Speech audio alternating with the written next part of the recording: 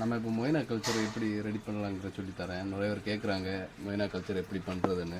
அப்போது நான் வந்து மற்ற யூடியூப் தான் பார்க்க சொல்கிறேன். இப்போ நான் புதுசாக ஒன்று ஸ்டார்ட் பண்ணி அவங்களுக்கு காட்டிக்கலாம் இருக்கேன் ப்ரோ. இதுதான் ஈஸ்ட் ப்ரோ.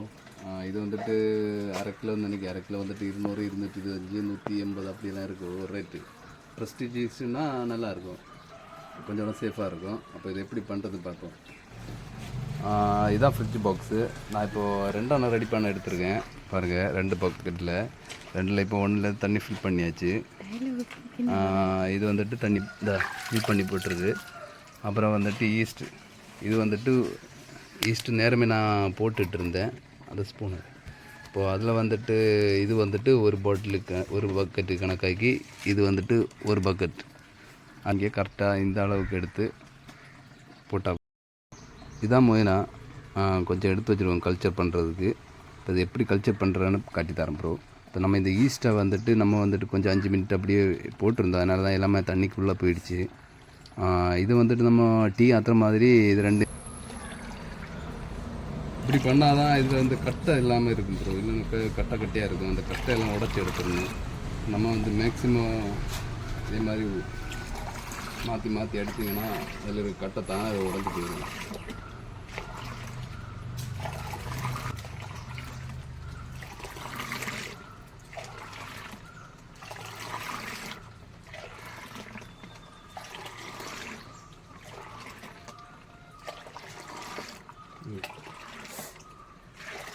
பாருங்கள், 2 சுத்தமாக உடஞ்சிருச்சு. ஒரு பால் மாதிரி இருக்குது பார்த்தீங்களா.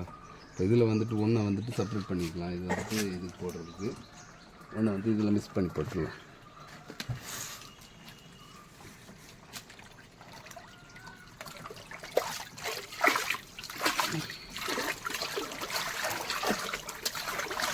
அவ்வளோதான், முடிஞ்சிருச்சு. நம்ம அதில் வந்துட்டு மொய்னா இறக்கி போட்டால் போதும். இதுதான் மொய்னா. இதை கொஞ்சம் வந்து நம்ம மிக்ஸ் பண்ணி போட்டுடலாம். அவ்வளோ போதும். இதுதான் முதல் ஸ்டார்ட்டு. இது வந்துட்டு இன்றைக்கி போட்டாச்சு. இனி நாளைக்கு காலையில் இதே மாதிரி இந்த தண்ணி வந்து தெளிஞ்சிருந்தால் நம்ம கொஞ்சமாக ஈஸ்ட்டு போட்டால் போதும். அதிகமாக போடணும். கொஞ்சம் இதே மாதிரி கலங்கி ப்ளர்ராக இருந்தால் கொஞ்சமாக போட்ட போதும். ஏன்னா ஈஸ்ட் அளவு நம்ம எவ்வளோ போடுவோம் அதே மாதிரி அது பொறுத்து தான் நம்ம மொயினை வந்து கல்ச்சர் ஆகிட்டுருக்கோம். இப்போ இது இனி நாளைக்கு இது என்ன பண்ணுறதுன்னு நாளைக்கு சொல்லித்தரேன். ஒரு 3 நாள் இப்படி நம்ம ரெடி பண்ணால் தான் நமக்கு ஃபீடு கொடுக்க முடியும்.